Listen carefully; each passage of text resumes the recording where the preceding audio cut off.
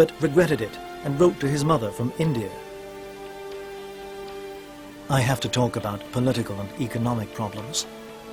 I take part in receptions where I even have to wear a dinner suit.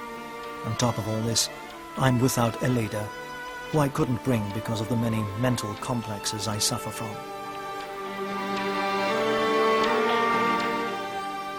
In the meantime, in Cuba, the nationalization of foreign enterprises and agrarian expropriations continued to develop.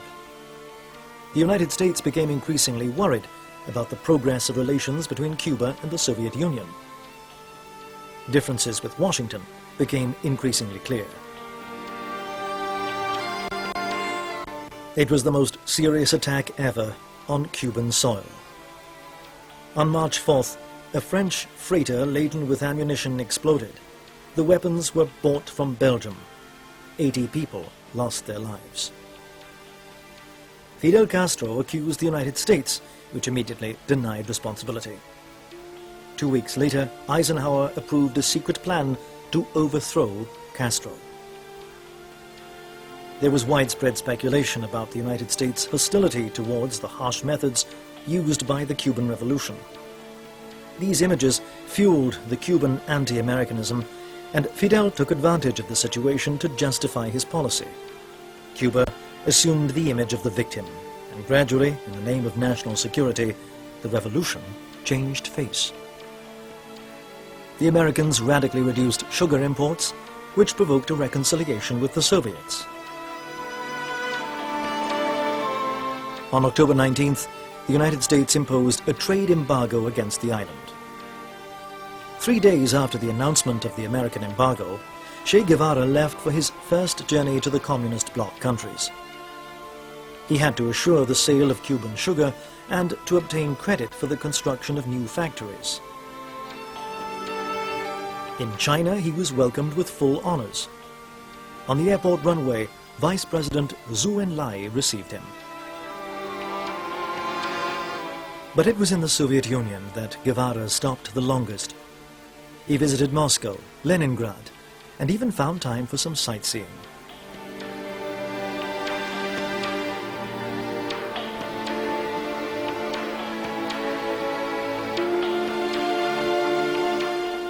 He met an infinite number of people, soldiers and workers. He watched a performance at the Bolshoi Theater. He met Nikita Khrushchev. He was even invited onto the Presidium balcony in Red Square to admire the military parade on November 7th.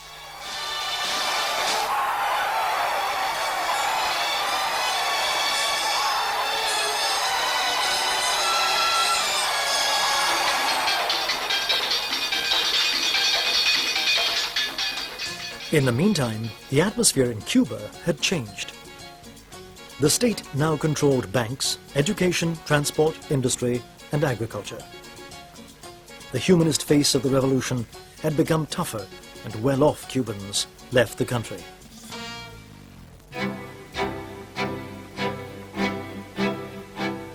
The anti-Castrist front widened. Opponents of the revolution reorganized. Old soldiers of the Batista dictatorship, landowners and rebel officials of the army. In all, there were 3,000 men. Officially, they were all United States agents. On April 15th, the CIA bombed the airports in Havana and Santiago. 7 people died.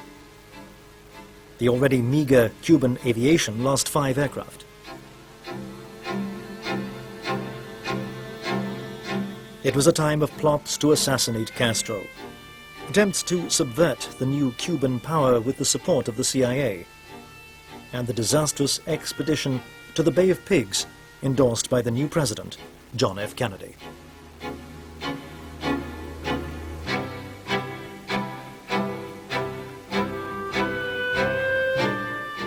In Havana, heavy artillery was positioned along the Malethon seafront, while 35,000 people were accused of hostile acts against the regime and were detained by the police and revolutionary defense committees. The CIA was hoping that an anti-Castrist insurrection would favor invasion. It didn't turn out that way.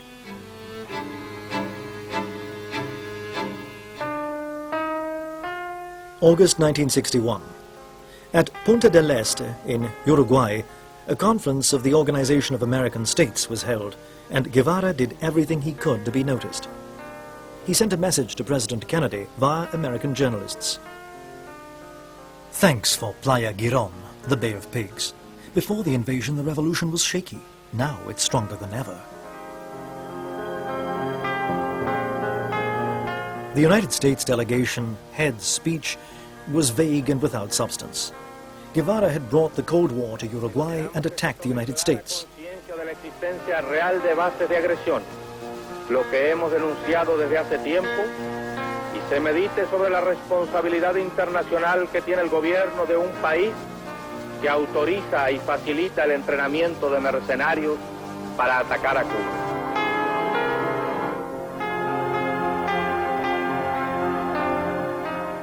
The reference to plots financed by the United States was crystal clear, and the consequences were just around the corner.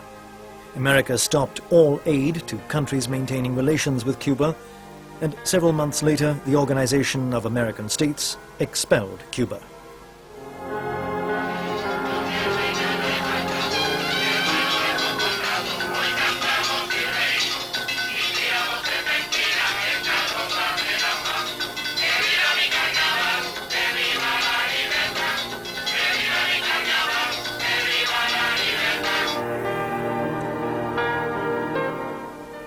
In the meantime, another of Guevara's battles began. He promoted the creation of a new socialist man role model. He called it the New Man, an unselfish and solid figure prepared to give everything for the community. As a demonstration, he launched the volunteer work experiment. El trabajo voluntario es una escuela creadora de conciencia. Es el esfuerzo realizado en la sociedad y para la sociedad como aporte individual y colectivo, y va formando esa alta conciencia que nos permite acelerar el proceso del tránsito hacia el comunismo. After the Bay of Pigs, Castro was convinced that the United States was preparing to invade Cuba, and he asked Moscow for military protection. Whose idea was it to install nuclear missiles on the island? Castro's or Khrushchev's? The Cubans said it was the Soviets, and vice versa. Che began to realize that the Soviet Union was a country full of defects, and he felt increasingly frustrated in dealing with them. He wanted to build a steelworks in Cuba. He wanted the Soviets to help Cuba develop the spirit of socialist egalitarianism and solidarity among comrades.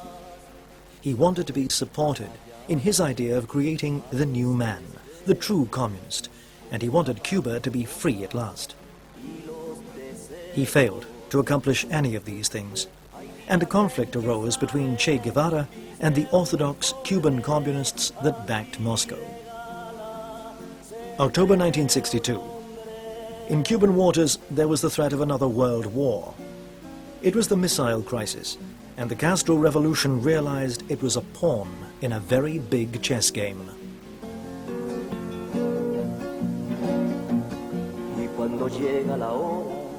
For Guevara, it was the sign that something had changed.